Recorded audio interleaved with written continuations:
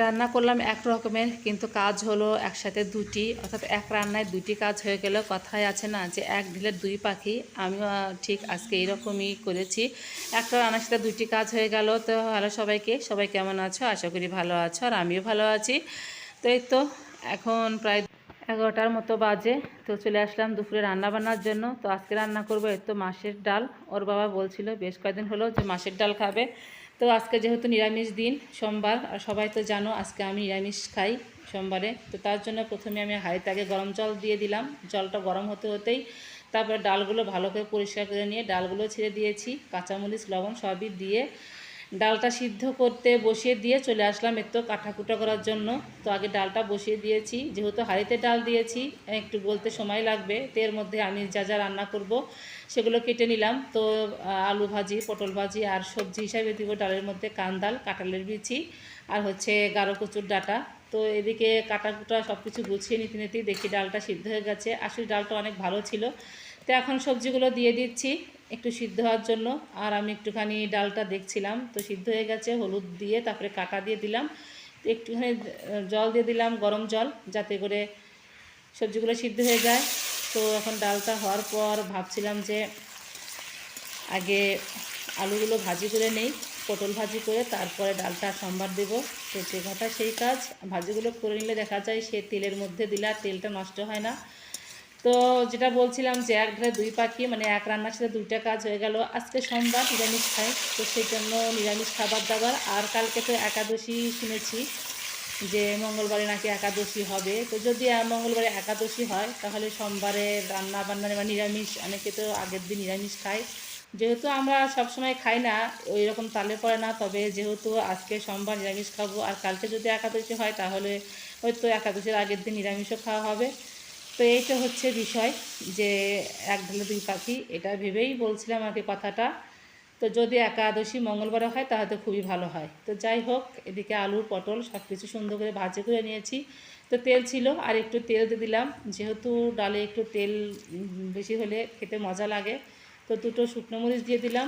এখন দিয়ে দিলাম পাঁচফোড়ন, ওই তো জিরা মৌরি, তারপর কালো জিরা, মেথি, রাঁধুনি সব কিছুই একদম একসাথে করে দিয়ে ভালো করে একটু পুড়িয়ে নিয়ে তারপরে এখন ডালটা সম্ভার দিয়ে দিচ্ছি। আর ডালটা খেতে এত মজা হয়েছিল, বেশ কিছুদিনই হয়ে গেছে মাছের ডাল হলো খাই না। তো আজকে রান্না করলাম, আর ওর বাবাও বলছিল বেশ কয়েকদিন হলো, তো ওই জন্যই আরও রান্না করলাম, যেহেতু নিরামিষ দিন আর মাছের ডাল সবাই পছন্দ করে। তো ডালে ভালো করে তো জাল দিয়ে নিলাম। তো এখন দিয়ে দিলাম আদা আর জিরে বাটা, কারণ আদা জিরে বাটা তো মাছের ডালে দিতেই হবে, নিরামিষ খাবার তার মধ্যে আরও। আর নিরামিষ রান্নায় তো একটু আদা জিরা বাটা দিতেই হয়, আর বিশেষ করে তো মাছের ডালে লাগবেই, না হলে তো ডাল ভালোই লাগবে না। তো যাই হোক, ডালগুলো আমি একদম নামিয়ে নিয়েছি। আর আবারও বলছি, আসলে ডালটা বেশ খেতে বেশ মজা হয়েছিল। তো এদিকে দুপুরে খাবার দাবার শেষ করে চলে আসলাম এই তো বাইরে, কিছু কাপড় চোপড় মেলে দিয়েছিলাম তারে, তো সেগুলো একটু উঠিয়ে নিচ্ছি। আর সারাদিন মেঘলা মেঘলা, দুই এক ফোঁটা করে বৃষ্টি পড়ছিল, কিন্তু গরমটা ঠিক যেরকম সেরকমই আছে, এক ফোঁটাও গরম কমেনি। তো এগুলো একটু ঘরে তুলে রাখবো, যেহেতু এখন বিকেল হয়ে গেছে। এই তো বিকেল প্রায় 5:30টার মতো বাজে, সব কাপড়ই মোটামুটি শুকিয়ে গেছে আর কি। তো তোমাদের সাথে একটুখানি মানে শেয়ার করলাম আর কি। এই তো বাড়ির ভিতরটা, আর এটা হচ্ছে আমার একদম বাড়ি থেকে বের হওয়ার রাস্তা, গলি। আর ওই তো গলি শেষ মাথা, ওখানেই একদম মেন রাস্তা আর কি। তো যাই হোক, সব কিছু গুছিয়ে নিয়ে এখন এই তো বেলকুনিটা ঝাড় দিচ্ছি। বেলকুনি করতে এখন ঘরটাও ঝাড় দিয়ে নেব, তো তার আগে আগে বেলকুনিটা ঝাড়ু দিয়ে নিচ্ছি।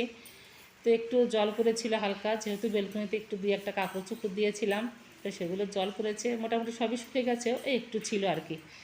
তো যাই হোক, বেলকুনিটা সুন্দর করে ঝাড় দিয়ে নিচ্ছি। আর এখানে হচ্ছে পাখি রাখা হয় বেলকুনির এই কানিটাই, তো ওই জন্য পাখির খাবার তো সারাদিন দেওয়াই হয়, আর এই খাবারগুলো নিচে পড়ে, তো দুইবার তিনবার করে ঝাড় দেওয়া হয়, তারপরেও পরে। তো বিকালেও একবার ঝাড়ু দিয়ে দিলাম। তো সাথে একটু পাখিগুলো শেয়ার করে নিচ্ছি। দেখো যে পাখিগুলোর বাচ্চা হয়েছে, এর আগে একটা ভিডিওতে দেখেছিলাম যে পাখির বাচ্চা দেখাবো, তো তখন খুবই ছোট ছিল, দেখানো মানে যেত না একদম। তো এখন একটু বড় হয়েছে। তো যাই হোক, এই ঘর দরগুলো পরিষ্কার করে নিয়ে আবার প্রচণ্ড মেঘ ডাকছে, আবার অন্ধকার অন্ধকার হয়েছে। তো একটু ছাদে আসলাম, দেখি যে ছাদে বেশ বাতাস আর কি। ঘরের মধ্যে কিন্তু প্রচণ্ড গরম, যদিও ফ্যান চলছে। ভাবলাম যে এই সময় একটু ছাদে গেলে বেশ আরও ভালো লাগবে, ওয়েদারটা এত সুন্দর ছিল। তো এই তো মেঘের অবস্থা। আর এই নারকেল গাছটা কিন্তু আমার বাড়ির ভিতরে, আমার ঘরের কানিতে। তো মাঝে মধ্যে এরকম পরিবেশ দেখলে আমার বেশ ভালো লাগে। তো এখন নিচে চলে আসলাম, প্রচণ্ড মেঘ ধরেছে আর বিদ্যুৎ চমকাচ্ছিল, তো ভয়ে পেয়েই চলে আসলাম বলতে হয়। তো আজকের মতো এখানেই বিদায় নিচ্ছি। ভিডিওটা ভালো লাগলে অবশ্যই লাইক কমেন্ট শেয়ার করবে। সবাই ভালো থেকো।